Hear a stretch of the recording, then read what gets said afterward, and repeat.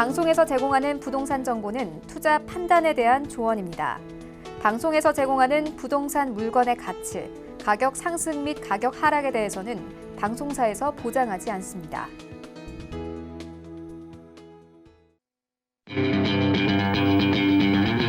안녕하세요. 황금 부동산 투자 황부자 진행의 강주리입니다.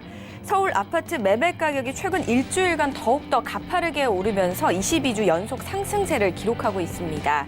25일 기준 아파트 가격은 전국적으로는 0.09% 올랐으며 서울은 0.13% 상승을 했는데요. 특히 서울의 경우는 전반적으로 매물 공급은 좀 부족한데 저금리에 따른 풍부한 유동자금과 다양한 개발 호재 등으로 인해서 추가 상승 기대감이 좀 상승폭을 키웠다는 분석이 나오고 있다고 하니까 참고해 보시기 바라겠습니다.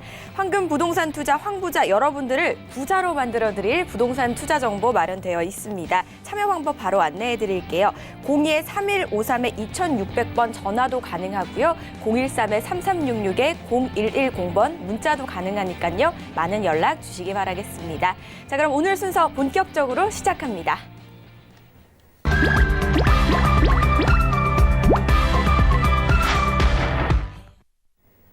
오늘 도움 말씀 주실 분 바로 소개하겠습니다. 황스인베스트의 박세준 팀장 자리하셨습니다. 안녕하세요, 팀장님. 네, 안녕하세요. 황스인베스트의 박세준입니다. 오늘도 역시 지난주에 이어서 이 은평구와 인천 청라지구에 대해서 다시 한번 알아보려고 합니다. 잠시 후에 자세한 정보 만나보도록 하겠습니다. 네, 오늘도 역시 첫 번째 지역은 연신내가 준비되어 있다고 합니다. 은평구 연신내 화면을 통해 바로 만나보시죠. 서울시 은평구 연신내 3호선과 6호선 역세권입니다. 투룸 다세대 주택 추천해 주셨고요. 전용 면적 약 25에서 30제곱미터, 시세는 2억 5천만 원에서 2억 6천만 원으로 형성되어 있습니다.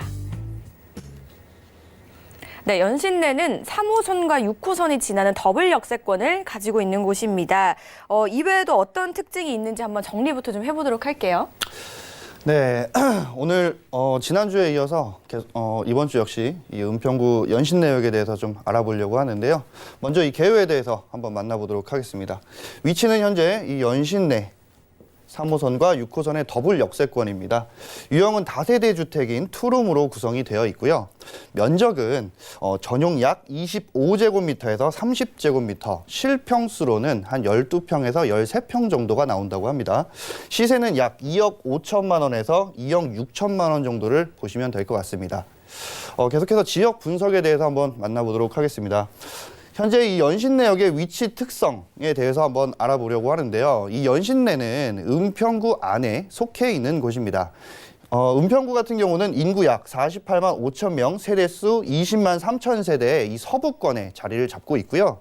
현재 이 연신내 같은 경우는 경기도 고양시와 이 파주시와 굉장히 가깝고 주요 업무단지인 마포, 용산, 여의도와 굉장히 인접해 있는 곳이다라고 설명을 드릴 수가 있겠고요. 현재 이 연신내의 위치 특성상 이 노후된 소형주택과 빌라의 공급이 굉장히 많은 저평가 지역으로 많이들 알려져 있습니다. 이 소형주택이라든지 빌라 공급이 많아서 앞으로는 이 신축이라든지 단지형이 굉장히 많이 발전이 될 것으로 보여지고요. 접근성 같은 경우도 앞서 설명드린 대로 이 주요 업무지구인 마포, 용산, 여의도와 인접을 하고 있고요. 이 지하철 및 대중교통을 이용을 해서 주요 업무 단지와 이 접근성이 굉장히 양호하다라고 설명을 드릴 수가 있겠습니다. 3호선과 6호선 더블 역세권뿐만이 아니라요. 이 내부 순환도로라든지 아니면 기타 도로를 통해서 이 주요 업무 단지를 이동할 수 있는 접근성이 강점인 곳이다라고 설명을 드릴 수 있겠습니다. 생활 편의 같은 경우도 이 더블 역세권인 연신내역 주변이기 때문에 이 교통이라든지 메디컬, 금융, 생활 인프라가 굉장히 강점인 곳이고요. 주변에 이 로데오 거리가 형성이 되어 있습니다. 이 연신내역 주변에 로데오 거리를 조금 더 지나게 되면 바로 이 학군, 가련초라든지 선을초, 선을여고 등 굉장히 많은 학교들이 있고요. 자, 거기다가 이 금융 인프라와 생활 인프라가 굉장히 강점이 되어 있고, 생활 인프라인 대형 할인마트라든지 대형 쇼핑몰, 대형 쇼핑몰 같은 경우는 이 고양시에 현재 이 스타필드로 굉장히 가까운 거리에 위치를 하고 있고요. 메디컬은 약 80곳, 금융 인프라의 강점인 생활 편의 시설을 강점으로 보고 있습니다. 더불어 이 개발 환경, 개발 호재 같은 경우도 이 교통 수요의 증가가 굉장히 많아지고 있기 때문에 앞으로 이 교통 개발 호재가 굉장히 많아지는 곳입니다. GTX라든지 뭐 신분당 서북부 연장선, 고양선 등 굉장히 많은 교통 호재가 질비를 해 있으니까요. 잠시 후에 입지와 호재에 대해서 한번 만나보도록 하겠습니다. 네, 주요 업무 단지가 가까울 뿐만이 아니라 더블 역세권에 생활 인프라까지 많은 강점을 지녔다라고 하셨거든요. 입지가 어떻게 되는지 한번 분석해 보도록 하죠. 네. 현재 이 연신내역의 입지 분석 한번 짚어보도록 하겠습니다. 첫 번째로 설명을 드리고 싶은 게 바로 생활 인프라입니다. 이 생활 인프라 같은 경우에 금융 인프라라든지 메디컬 인프라, 거기다 이 여가 시설을 좀 이용하실 수 있는 영화관과 근린공원이 이 연신내역 주변에 포진이 잘 형성이 되어 있다는 점을 알 수가 있겠습니다. 거기다 이 주민센터라든지 관공서가 굉장히 가깝고요. 앞서 설명을 제가 드렸다시피 이 고양시 같은 경우도 자차로 15분에서 20분이면 충분히 가죠. 이 서울흥 도로를 이용을 해서 충분히 가실 수가 있고요. 대형 쇼핑몰인 이 스타필드 역시 굉장히 가깝다라고 설명을 드릴 수가 있겠고요.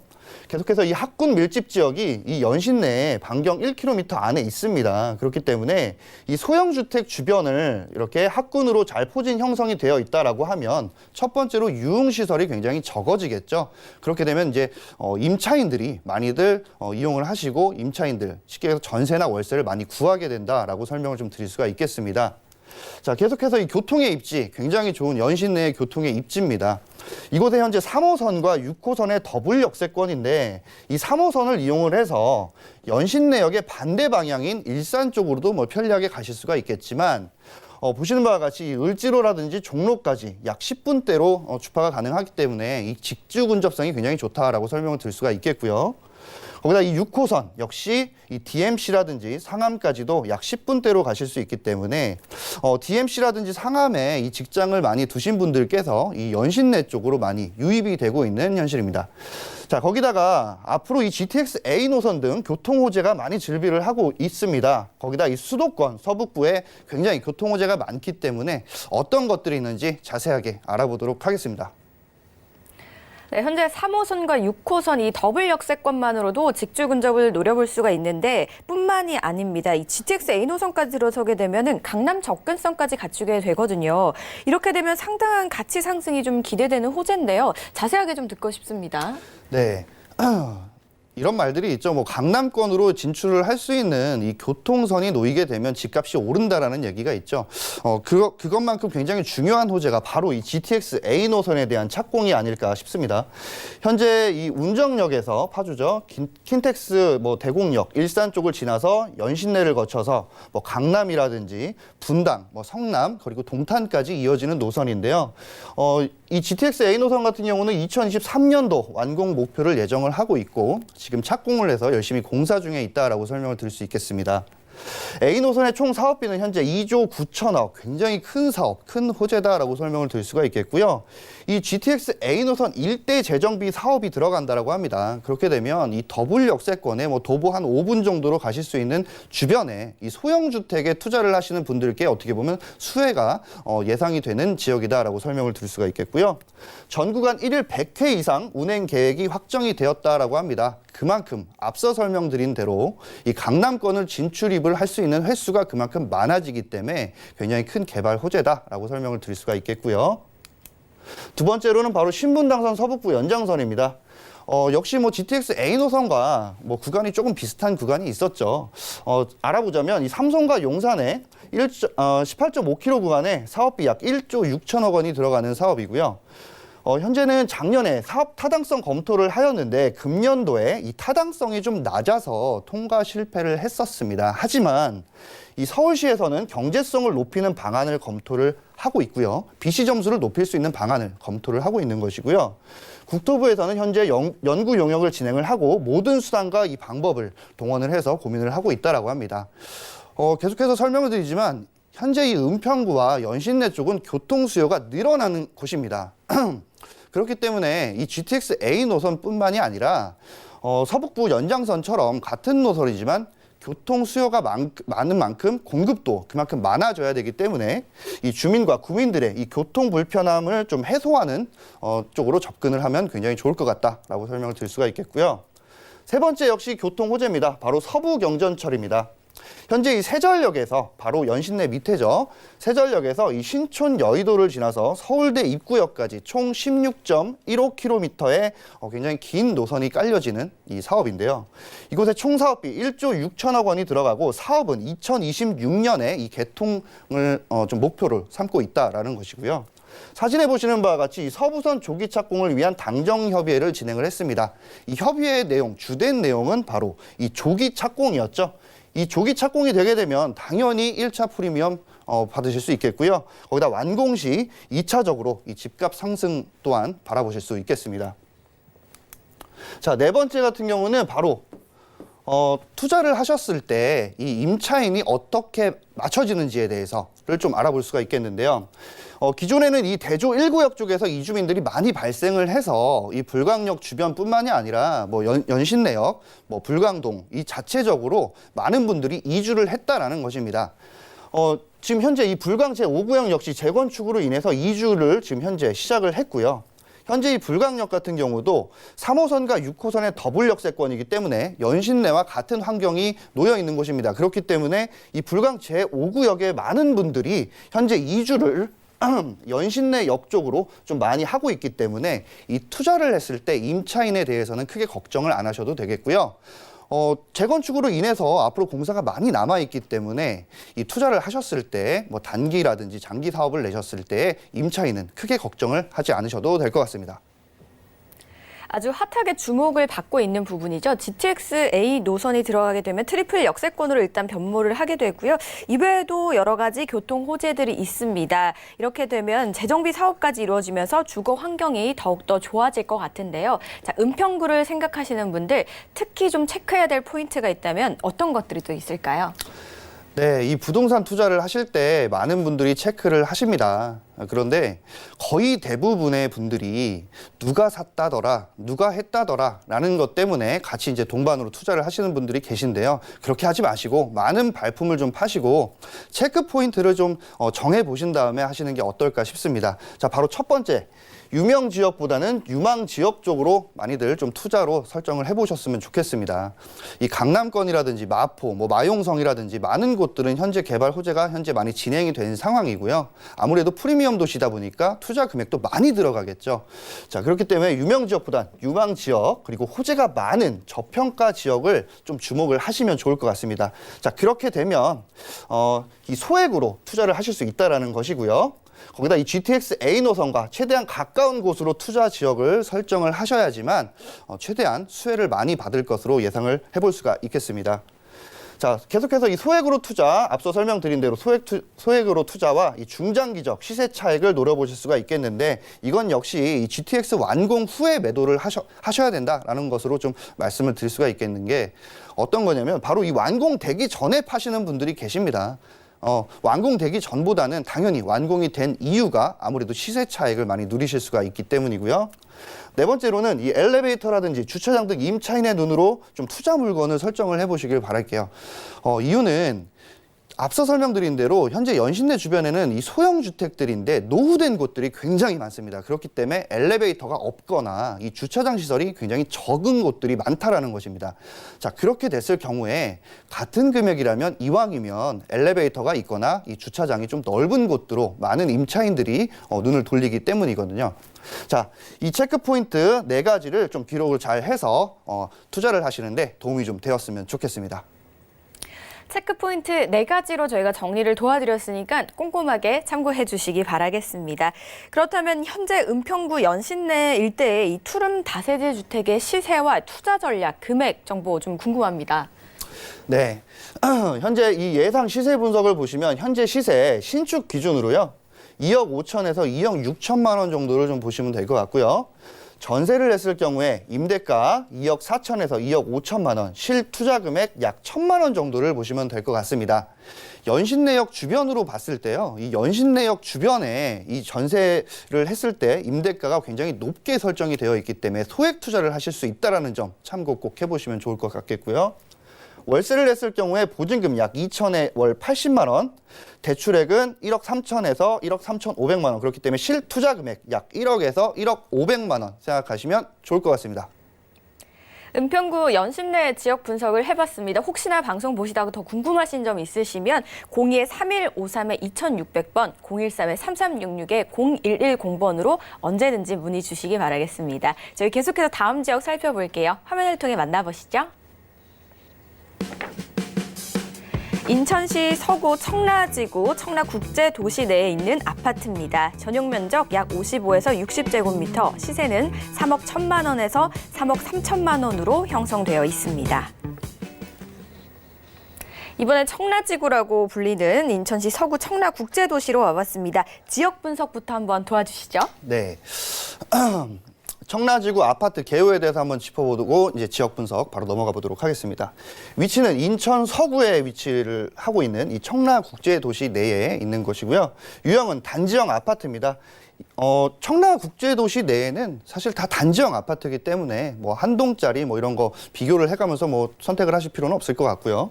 면적은 전용 약 59제곱미터에 대해서 알아보았고요. 시세는 3억 1천에서 3억 3천만 원 정도를 보시면 좋을 것 같겠습니다.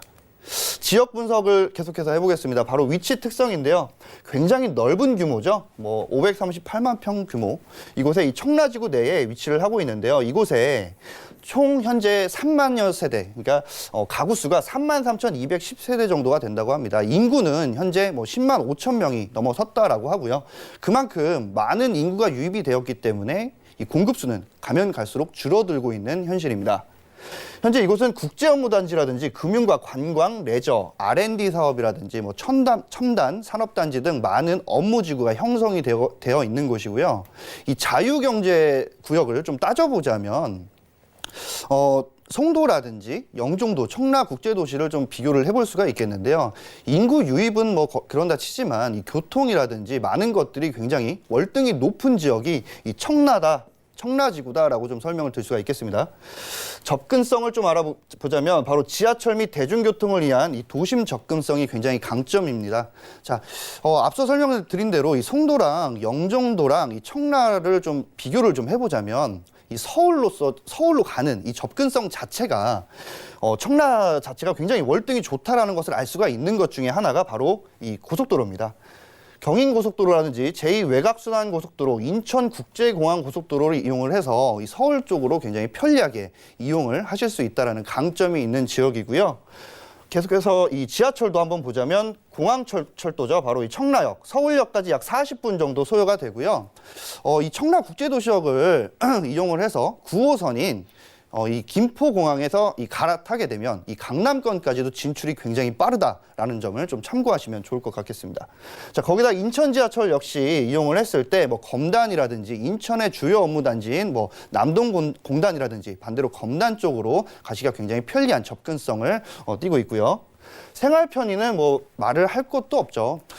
이유는 뭐냐면 여기는 뭐 주요 업무단지나 회사가 먼저 들어온 도시가 아닙니다. 바로 주거 공간이 먼저 설립이 된 곳이고 이 계획 도시였기 때문에 이 생활 편의 시설에 대해서는 굉장히 편리하게 많은 학군이라든지 대형 할인마트 그리고 커넬웨이 내의 모든 이 수로 라인 자체에 모든 인프라들이 전부 다 갇혀 있다라는 것을 알 수가 있겠습니다. 개발 환경이나 개발 호재 같은 경우도 굉장히 현재 다수의 개발 호재가 있기 때문에 뭐 겹경사다라고 좀 설명을 드릴 수가 있겠고요. 잠시 후에 입지와 이 호재에 대해서 만나보도록 하겠습니다. 네, 유동 인구와 상주 인구가 굉장히 많기 때문에 수요가 좀 풍부할 것 같다라는 생각이 들고요. 이 주변에는 좀 어떤 것들이 있는지 자세한 입지 한번 짚어볼게요. 네, 우리 아나운서님께서 말씀을 하셨다시피 상주 인구도 굉장히 많고 유입 인구도 굉장히 많은 도시가 청라국제도시입니다.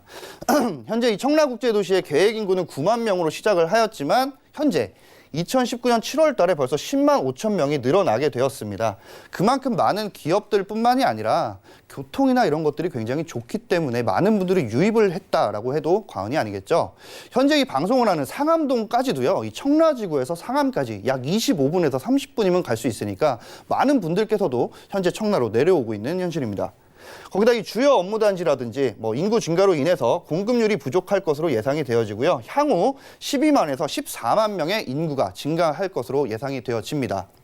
현재 이 청라 같은 경우는 이 입지를 또 한번 설명을 드리기 전에 말씀을 드리고 싶은 게 비조정 지역입니다. 그렇기 때문에 양도소득세라든지 보유세, 뭐 종부세라든지 등 종부세라든지 굉장히 많은 것들을 좀 혜택을 받을 수 있는 이 부동산 투자로서 혜택을 받을 수 있는 지역이다라고 설명을 좀 드릴 수가 있겠고요. 자, 계속해서 이 공항고속도로라든지 제2외곽 고속도로, 거기다 이 경인고속도로까지 합치면 3가지의 고속도로가 있는데요.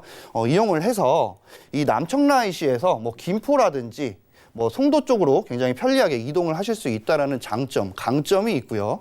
거기다 이 공항고속도로를 이용을 했을 때 바로 이 영종도 쪽으로 가서 이 공항 역시나 쉽게 이용을 하실 수가 있겠고요. 경인고속도로를 이용을 했을 때는 뭐 신월동이라든지 강서지구까지 편리하게 가실 수 있다라는 장점이 있습니다. 거기다 이 공항철도도 이용을 했을 경우에 앞서 설명드린 대로 김포공항에서 갈아타게 되면 강남권 이 황금 노선의 라인을 이용을 했을 때 주요 업무 단지로 쉽게 접근을 할 수 있다는 장점이 있고요. 많은 분들이 말씀을 하시죠. 이 청라지구 내에 지금 현재는 들어가는 라인 자체가 지하철이 없다라고 하시는 분들도 계시고 뭐 불편하다고 하시는 분들도 계시겠지만 하지만 이곳에는 현재 이 GRT 버스가 운행을 하고 있습니다. 새벽 4시부터 뭐 밤 12시까지 순환버스, 종점이라는 뭐 그런 개념이 없이 이 순환 자체를 계속해서 한다라는 버스가 있는 것 자체가 이 지하철을 굉장히 편리하게 이용하실 수 있는 큰 장점이다라고 설명을 드릴 수가 있겠고요. 지도에 보시는 바와 같이 이 7호선 연장선 라인이 있습니다. 이 라인 자체가 이 커넬웨이라고 해서 수로가 있는 지역인데요. 이 수로를 바탕으로 해서 양 옆에, 양 사이드 쪽으로 해서 이 생활 인프라가 굉장히 잘 갖춰져 있고요. 학원가라든지 학군이라든지 뭐 영화관, 기타 등등 생활 인프라가 모든 것들이 잘 갖춰져 있기 때문에 생활하시는 데는 굉장히 편리한 입지를 갖고 있다라고 설명을 드릴 수가 있겠습니다. 부동산에서는 입지도 정말 중요하지만 이 부동산 시장을 움직이는 건 호재라고 해도 좀 과언이 아닐 것 같거든요. 자세한 개발 소식 한번 짚어보도록 할까요? 네, 어느 곳이든지 이 부동산 투자를 하실 때 제일 첫 번째가 많은 분들이 인구 유입으로 해서 기존에 있던 이 물건들, 주택이라든지 아파트의 공급률이 저하가 돼서 금액 자체를 오르게끔 하는 것들을 좀 많이 바라보고 투자를 하실 건데요. 그 중에 하나가 바로 이 청라국제도시는 LG전자의 인천 캠퍼스 현재 있는 것이고요. 하나금융타운 현재 뭐 본사는 뭐 지어졌지만 이전은 앞으로 좀 기간은 남았지만 많은 인구가 유입이 될 것으로 보여집니다. 추가적으로 뭐 스타필드라든지 뭐 차병원 의료복합단지 정말 많은 기업들 자체가 이 청라 쪽으로 들어오게 되는데요. 이 많은 기업들 자체가 들어오게 되면 이 기업들이 건설이 되면서 뭐 기부 체납으로 정말 도로가 더 넓어지고 좀 더 쾌적하고 환경적으로 좀 더 깨끗한 곳이 될 수 있다라는 것을 좀 말씀을 드릴 수가 있겠습니다. 두 번째로는 바로 이 지하철 7호선 연장 사업입니다. 확정은 현재 되었죠. 자세하게 알아보자면 현재 이 부평구청이 바로 7호선의 종점이었죠. 하지만 이곳에서 연장이 되어서 현재 성남동에 연장을 하고 있습니다. 이곳에 공사를 현재 하고 있는데 2021년도에 개통이 예정이 되어 있고요. 이 성남동 쪽에 2021년도에 개통이 전부 다 되게 되면 그 이후에는 바로 청라국제도시까지 연장을 하겠다라는 것입니다. 2021년도에 착공을 해서 2027년도에 개통 예정에 있습니다. 현재는 이 청라지구 자체가 굉장히 교통 호재가 좋은데요. 거기다 추가적으로 어떤 것들이 있는지 한 번 더 알아보도록 하겠습니다. 자, 바로 이 지하철 9호선 청라 연장선입니다. 현재 이 9호선 같은 경우도 이 개화역이 종점이죠. 하지만 이곳에서 인천공항까지 9호선을 연장을 시키겠다는 것입니다. 현재 이 공항철도를 이용을 해서 연장을 시키겠다라는 것인데요. 인천공항에 내려서 급행을 타고 강남까지 1시간 만에 갈 수 있다라고 하면 정말 어마어마한 호재겠죠. 하지만 이 청라국제도시역에서는 이 신논현까지죠. 신논현, 강남역까지 약 40분대면 충분히 주파를 할 수 있다는 장점으로 보여줄 수 있는 개발 호재고요. 김포공항에서 바로 이 신논현까지는 현재 33분밖에 안 걸리기 때문에 굉장히 빠르게 진출입이 가능할 수 있는 이 강남권으로 진출입이 빠르게 갈 수 있는 큰 개발 호재다라고 설명을 드릴 수가 있겠습니다. 계속해서 인천 지하철 2호선 연장선입니다. 현재 이 청라지구 내에 검암역이라고 하는 곳에 인천 지하철 2호선이 있는데요. 이곳에서 연장이 되게 되면 바로 이 일산의 킨텍스와 일산역까지 간다라는 것입니다. 자, 그렇게 되면 이 킨텍스역에서 GTX A 노선 역시 이용을 할 수 있다라는 것이고요. 앞으로 이 GTX D 노선 역시 있다고 합니다. 뭐 검단이든 김포든 뭐 아니면 청라라든 어디에 지어지든지 간에 빨리 지어지게 되면 이 인천 2호선 연장으로 인해서 그 역시 이용을 할 수 있다라는 큰 개발 호재다라고 설명을 드릴 수가 있겠습니다.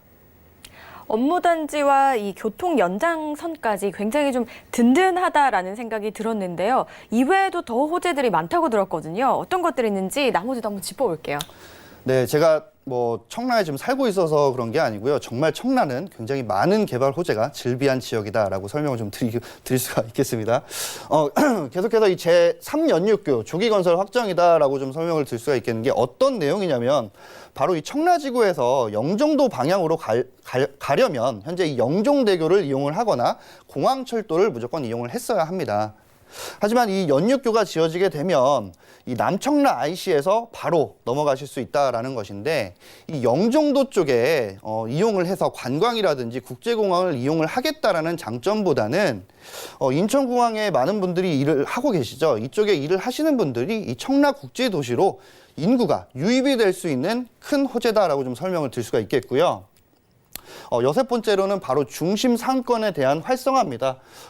이 상권 자체가 현재는 이 청라지구의 커넬웨이로 이 중심 상권이 많이 이루어져 있는데 이곳에서 업무 단지가 현재 형성이 되게 되면 중심 상권 자체가 좀 바뀌기는 하겠지만 이 상권 자체가 업무지구 단지로 좀 변화가 되겠지만 하지만 이 주거 단지에 대해서는 좀 더 쾌적하고 깨끗하게 변모할 것으로 예상이 되어지고요. 자, 그렇게 되면 이 중심 상권이 활성화가 되게 되면 많은 인구 역시 들어올 수 있는 이유 중에 하나가 바로 일자리가 굉장히 많이 창출이 된다라는 것이죠. 계속해서 이 청라 시티타워 기공식입니다. 연 300만 관광객이 유입이 될 거다라는 것인데 이건 역시 굉장히 많은 일자리 창출은 물론이고요.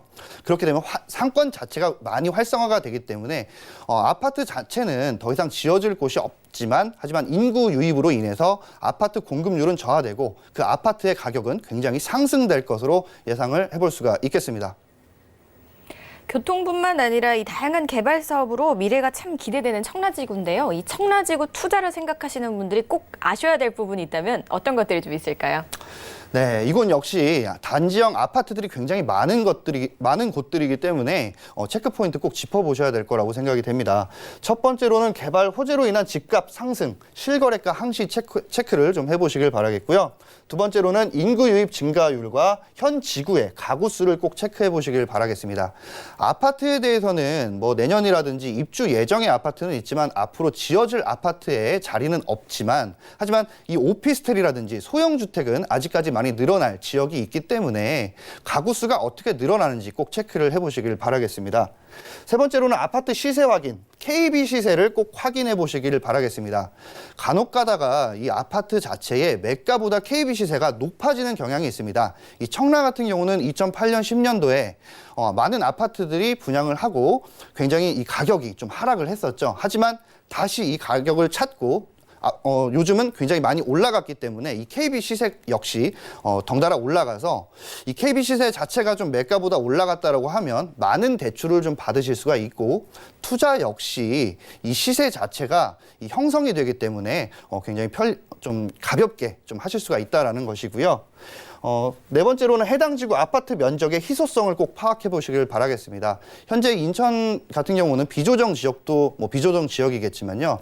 요즘 뉴스에서 종부세 정말 많은 방송을 하고 있습니다. 그렇기 때문에 뭐 8년짜리 장기 임대라든지 중공급 임대를 내게 되면 이 보유세라든지 종부세에 대한 큰 혜택이 있기 때문이죠. 체크 포인트 4개를 잘 좀 짚어보셔서 투자하시는데 도움이 되셨으면 좋겠습니다. 네, 투자를 생각하시는 것도 좋지만 꼭 알아야 될 부분 유의사항 꼼꼼하게 체크하시는 것도 잊지 마시길 바라겠습니다. 마지막으로 소개해 주신 아파트 매매 전략도 한번 도와주실까요? 네, 제일 중요한 게 가격이죠. 시세 분석 한번 해보도록 하겠습니다. 현재 시세 약 3억 1천에서 3억 3천만 원 정도 보시면 될 것 같고요. 전세 시 임대가 약 2억 6천만 원 정도 보시면 좋을 것 같습니다. 물론 시세 같은 경우가 3억 1천 이하인 것들도 있습니다. 금매가 나왔거나 경매가 나왔거나 했을 때 이 3억 1천보다 이하로 할 수 있다라면 사실 실투자 금액 좀 더 낮아질 수 있겠죠. 현재 이 임대 예상가는 평균적으로 2억 6천만 원이기 때문에 실투자 금액 5천에서 7천만 원 정도 보시면 좋을 것 같겠고요. 월세 시 약 보증금 3천에 65만 원에서 70만 원 월 받으실 수 있을 것으로 예상이 되어집니다. 대출 금액은 2억 1천만 원에서 2억 2천만 원 정도 보시면 되겠고요. 실투자 금액 약 7천에서 8천만 원 정도를 보시면 좋을 것 같습니다. 네, 청라지구 실투자 금액까지 모두 알아봤습니다. 혹시나 더 궁금하신 사항 있으시다면 02-3153-2600번, 014-3366-0110번으로 많은 연락 주시기 바라겠습니다. 오늘 박세준 팀장과 함께 다양한 소식 알아봤습니다. 좋은 말씀 주신 팀장님 고맙습니다. 본 방송에서 제공하는 정보는 투자 판단에 대한 조언일 뿐 해당 부동산 가치의 수익률을 보장하지 않는다는 점 유념해 주시기 바라겠습니다. 오늘 살펴본 지역 다시 한번 만나보겠습니다.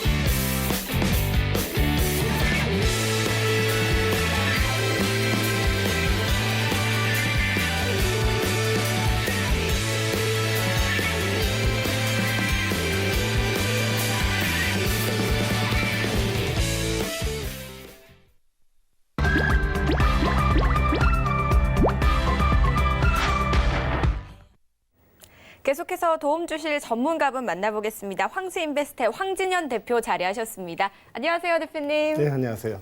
네, 인사 말씀 부탁드릴게요. 네, 반갑습니다. 황진현입니다. 한 주간에 좀 이슈를 정리하다 보니까 키포인트가 딱 두 가지로 나눠지더라고요. 하나는 종합부동산세, 그리고 다른 하나는 공급 부족으로 인한 집값 상승에 대한 얘기가 대부분이었습니다. 자, 오늘은 그걸 한번 알아볼까 합니다. 오늘도 힘이 되는 정보 드리겠습니다. 네, 맞습니다. 이 최근 부동산 시장에서 가장 큰 이슈라고 하면 종부세와 공급 부족 현상을 좀 들 수가 있겠는데요. 그중에서도 오늘은 공급 부족 현상에 대해서 좀 강의를 해주신다고 합니다. 자세한 이야기 한번 들어볼게요. 네, 첫 번째 제목부터 한번 살펴보겠습니다. 공급 막힌 서울 아파트 매년 6천 가구씩 덜 지었다. 자, 이 내용이 어떤 내용이냐면요. 서울의 새 아파트 연간 공급 물량입니다. 2005년부터 2011년까지는 연평균 한 3,900세대 정도가 지어졌는데요. 지금 2012년부터 2018년까지는 3,300세대 정도만 공급이 됐다는 걸 이거 통계로 알 수 있어요. 근데 이게 2012년이라는 기준이 왜 생겼냐면 이게 박원순 시장의 취임일입니다. 그 내용이 어떤 내용이 있냐면 자, 박 취임 후 연 공급 16%, 평균적으로 16%가 감소를 했습니다. 그래서 공급 부족이 부른 집값이 급등을 했다는 거죠. 자, 이 통계에서 보듯이 연 한 7,000호 정도가 덜 지어졌거든요. 7,000호 정도 덜 지어졌는데 지금 한 7년 정도 되잖아요. 7년 정도면 거의 한 5만 세대 정도가 지금 공급이 덜 됐다는 얘기예요. 헌집에 살고 싶었던 사람들이 새 집을 가고 싶어서 새 집을 가려고 집을 사야 하는데 살 집이 없다는 거죠. 그래서 기존에 있던 신축급들 있죠. 한 5년 미만 정도 되는 그런 집들의 가격들이 많이 상승을 했다는 얘기입니다.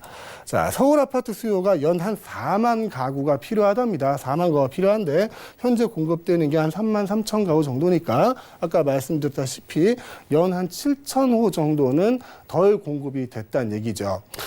공급이 덜 되니까 집값이 오르는 건 당연하겠죠. 이거 설명드려야 되는데 이게 박이라고 쓰여져 있는데 이거 박근혜 전 대통령 아닙니다. 이거 박원순 시장 얘기하는 거예요. 자, 다음은 박원순 시장의 대표적인 정책이 이거였습니다. 뉴타운 출구 전략. 자, 대표적인 패착으로 꼽히는 거죠. 집값 상승, 서울의 집값 상승의 주범으로 뽑히는 얘기입니다. 자, 노후한 주거주택 재개발을 막아버린 거죠. 뉴타운 출구 전략이. 뉴타운 출구 전략이라고 많이 들어보셨을 거예요. 많이 들어보셨는데 정확한 내용을 아시는 분들은 별로 없으실 것 같아서 뉴타운 출구 전략이라는 게 어떤 내용인지 한번 설명을 드릴게요. 먼저 그럼 뉴타운을 알아야겠죠. 뉴타운. 자, 뉴타운이라는 말 그대로 정비지구입니다. 정비 사업을 해서 기반 시설을 넓히고 새로 아파트를 짓고 거기다 이제 양질의 주택을 짓는 그 사업을 얘기하는데 그 뉴타운인데 이 뉴타운이 어떤 식으로 발전이 됐냐면 한 70년대죠. 1970년대. 70년대에는 이제 서울 주변에 땅들이 많았어요. 논도 많고 밭도 많고 그래서 거기서 이제 1, 2층짜리 단독주택들을 많이 짓기 시작합니다. 많이 짓기 시작해서 뭐 이웃 간의 사이도 좋고 지역 공동체 사이도 잘 진행이 되고 그렇게 지내왔는데 이게 90년대로 넘어가나요? 90년대로 넘어가면 여기서 이제 노태우 정권이 200호 건설 계획을 발표를 합니다. 주택을 200호를 짓겠다는 거죠. 공급이 부족하니까. 이 건설 계획을 발표를 하면서 이 1, 2층짜리 주택들을 부시고 이제 4층짜리 다세대를 짓기 시작하는 거예요. 주변에서 많이 보셨을 거예요. 이거 빨간 적벽돌 건물 4층 다세대들. 자, 처음엔 좋았습니다. 그리고 많이도 지었고 1, 2층짜리 그 단독주택 살다가 오래된 주택 살다가 깨끗한 다세대 주택을 보니까 얼마나 좋았겠어요. 그래서 많이 지었어요. 진짜 많이 짓고 건설하시는 분들도 여기서 돈도 많이 버셨을 거고 그러다 보니 시간이 또 지날 거 아닙니까? 시간이 지나서 이제 2000년대로 넘어오는 거죠. 2000년대로 넘어와서 이제 이명박 시장하고 이제 오세훈 시장이 시장으로 있을 때예요. 그때 보니까 이 4층짜리 다세대 200호를 지어놨는데 너무 낡아서 거의 흉물스럽게 보이다시피 하는 거예요. 그래서 이제 이 지역을 재개발을 해야겠다. 그리고 또 다시 도시 정비구역으로 지정을 해서 깨끗한 지역으로 만들어야겠다 해서 시작한 게 뉴타운 사업입니다. 자, 이명박 시장하고 이제 오세훈 시장이 그걸 추진을 했어요. 그래서 주변에서는 이제 반응이 좋았죠. 내가 지금 사는 곳이 좋아질 테니까 당연히 깨끗해지고 내 집값도 오를 것 같고. 그래서 이제 이 상황에서 재개발 열풍이 일어납니다. 재개발 열풍들이 일어나죠. 재개발 지역들이 이때만 해도 한 26곳 정도가 뉴타운으로 지정이 됐다고 그래요. 그래서 재개발을 막 진행을 하려고 하는데 예상치 못했던 일이 벌어집니다. 세계 금융위기가 들어오죠. 금융위기가. 리먼 브라더스 사태가 들어오는 거예요. 그래서 이제 실질적으로 시장의 유동성이 줄어듭니다. 유동성이 줄어드니까 이 재개발 조합권에 대한 금액이 떨어지죠. 그 이득이 떨어지다 보니까 조합원 입장에서는 자기 부담금이 늘어나는 거예요. 재개발 사업을 진행을 해야 되는데 자기 부담금이 늘어나고 또 시공사 측에서는 이익이 줄어들게 됩니다. 이익이 줄어들다 보니까 이제 뉴타운 사업들이 이제 제자리를 걷게 되는 거죠. 계속 진행이 안 되고 제자리를 걷고 있다가 거기서 이제 박원순 시장이 취임을 합니다. 박원순 시장 입장에서 보면 이럴 거예요. 부동산 시장도 지금 굉장히 침체되어 있는 상황인데 재개발이니 뭐 재건축이니 뉴타운 사업들이 많이 벌려져 있거든요. 그래서 취임할 때 얘기를 하죠. 이 뉴타운 사업들을 정리를 하겠다고 얘기를 합니다. 그 정리를 하겠다는 얘기가 이 뉴타운 출구 전략이에요. 기존에 있던 재개발, 재건축 지역들을 이제 직권 해제를 하기 시작합니다. 그 대표적인 예가 뭐 사직 2구역 같은 데죠. 사직 2구역 같은 데는 자리가 굉장히 좋아요. 바로 시청 옆에거든요. 시청에서 도보 한 5분 정도 걸릴까요? 이 사직 2지구 같은 게 어떤 식으로 바뀌냐면 한양도성이라는 문화유산 등재를 하기 위해서 이 사직 2지구를 해제를 시킵니다. 해제를 시키고 나서 그 지역은 70년대 그대로 머물러 있는 거예요. 단독주택들, 뭐 눈이 많이 오면 거의 쓰러질 것 같고 골목에 사람 둘이 지나가기도 힘들 정도로 비좁은 골목이 돼 있고요. 그런 식으로 직권해제를 시켜가게 됩니다. 여기 비슷한 게 뭐 장위 15구역 같은 데도 비슷하겠죠. 그래서 직권해제를 시켜놨는데 이 조합 측에서 이제 직권해제는 부당하다 하면서 이제 무효 소송을 걸어요. 무효 소송을 걸고 현재는 승소한 소송도 있고 중간중간에 지금 계속 조합에서 재지정을 해달라라고 요구를 하고 있는 상황입니다. 그게 대표적인 뉴타운 출구 전략이에요. 그래서 이 재개발, 재건축에 대해서 규제를 계속 가한 거죠. 조례를 바꾸고 허가를 안 내주고 뭐 이런 식으로 해서 그 규제를 가하다 보니까 자, 노후한 주거 지역들이 개발이 안 됩니다. 그리고 거기에 이제 그 개발이 안 되다 보니까 신축 아파트가 공급이 안 되게 되는 거죠. 그래서 평균적으로 한 16% 정도 감소를 했고 매년 7,000호 정도의 신규 공급 물량이 부족하고 그게 쌓이다 보니까 지금 한 5만 호 정도의 물량이 부족하다라는 겁니다. 그래서 공급이 안 되니까 매년 아파트 가격이 상승한다 이 얘기고요. 뭐 이해 다 되실 거예요. 당연한 얘기들이니까. 근데 여기에 이제 가장 결정적으로 또 한 방이 들어오죠. 자, 현 정부는 이제 환수제까지 동원을 하고요. 자, 민간택지 분양가 상한제까지 동원을 해서 재건축을 또 다 막아버립니다. 그러다 보니 서울시 자체 내에서도 재건축을 막아요. 뉴타운 그 출구 정책으로 인해서.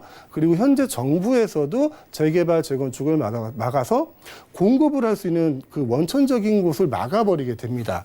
대표적으로 보면 현 정부에서 이제 재개발, 재건축을 막는 게 이제 초과이익 환수제가 있죠. 초과이익 환수제라는 게 있습니다. 자, 이거는 재건축에서만 표현이 돼요. 재건축에서만 있는 내용인데, 자, 초과이익 환수제의 내용을 들여다보면 이렇습니다. 자, 재건축을 통해서 주변에 부동산 가격 상승분보다 1인당 3천만 원 이상의 초과 이익을 거두게 된다면 최대한 50%까지 환수를 하겠다. 이게 초과이익 환수제고요. 또 이것만 있느냐? 또 안전진단도 강화를 합니다. 안전진단이라는 게 이게 재건축의 기준이잖아요.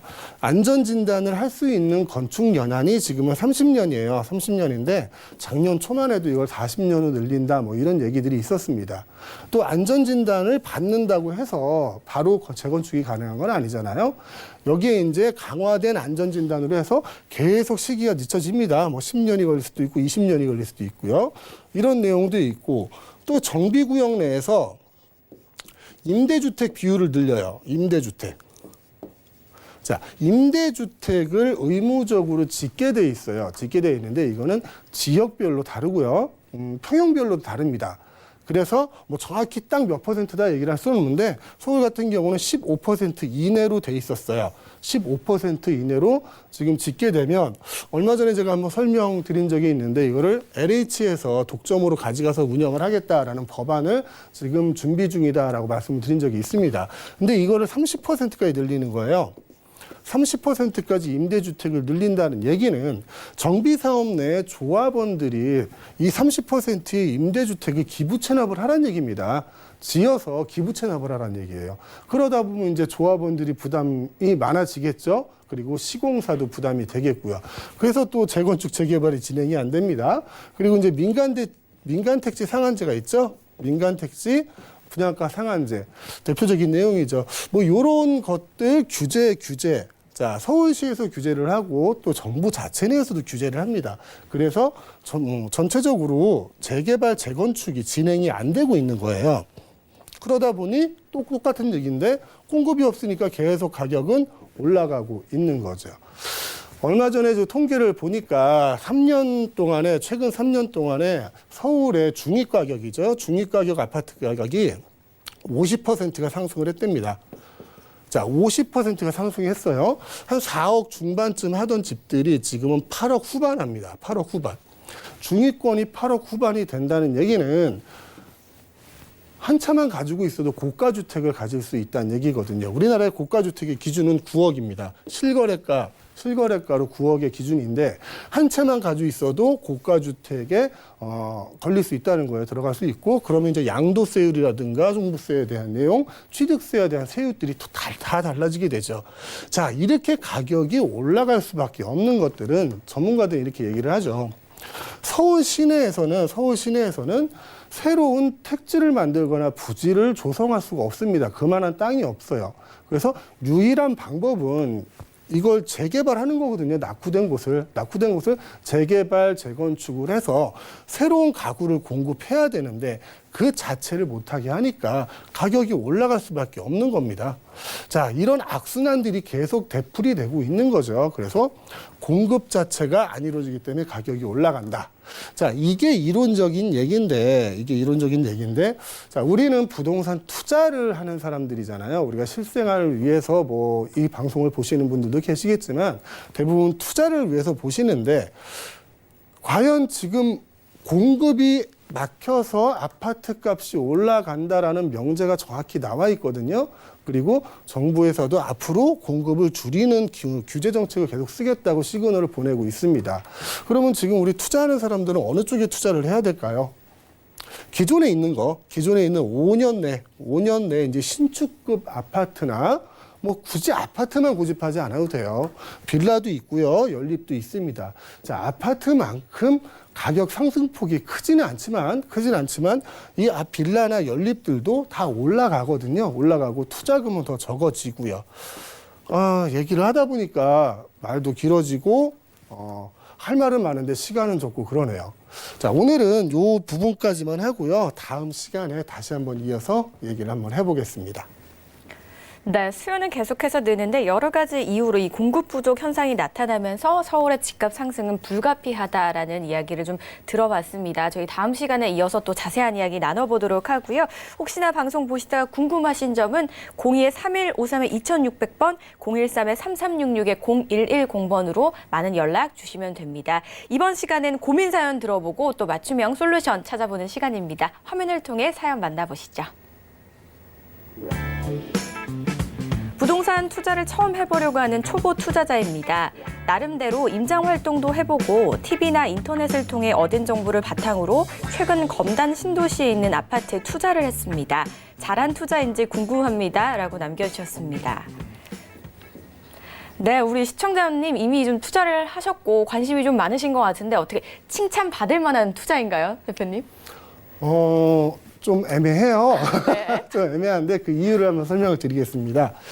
자, 검단 신도시를 얘기를 하든 요즘 나오는 3기 신도시를 얘기를 하든 신도시라는 거는 기본적으로 가구 규모가 3만 세대 정도는 됩니다. 3만에서 많은 데는 한 10만 세대까지도 가겠죠.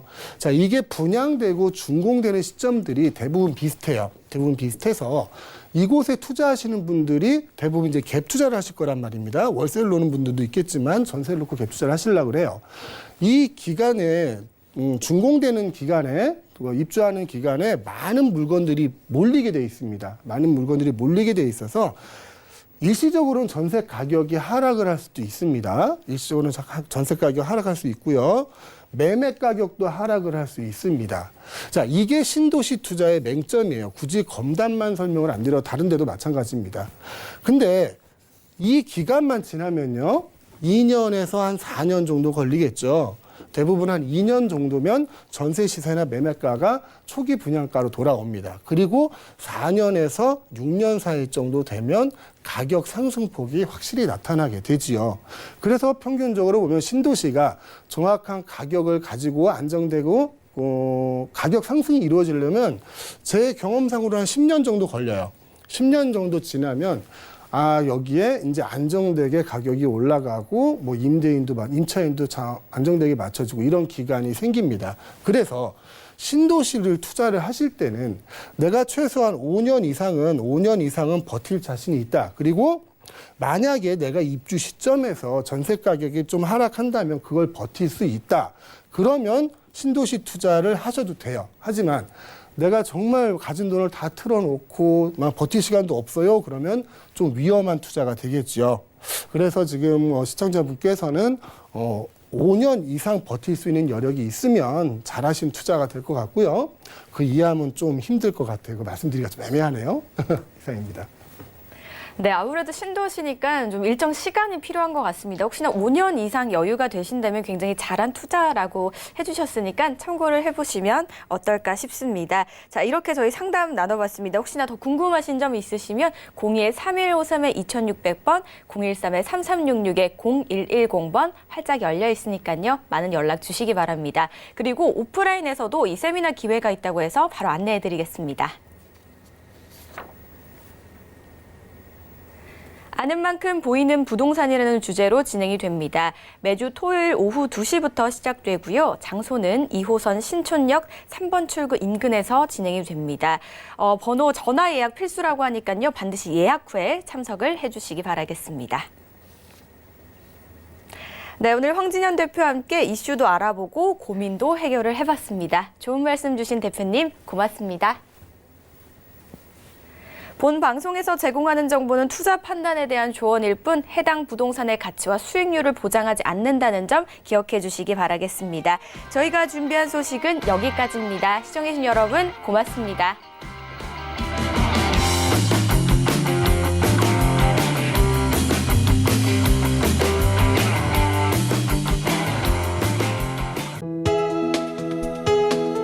본 방송에서 제공하는 부동산 정보는 투자 판단에 대한 조언입니다.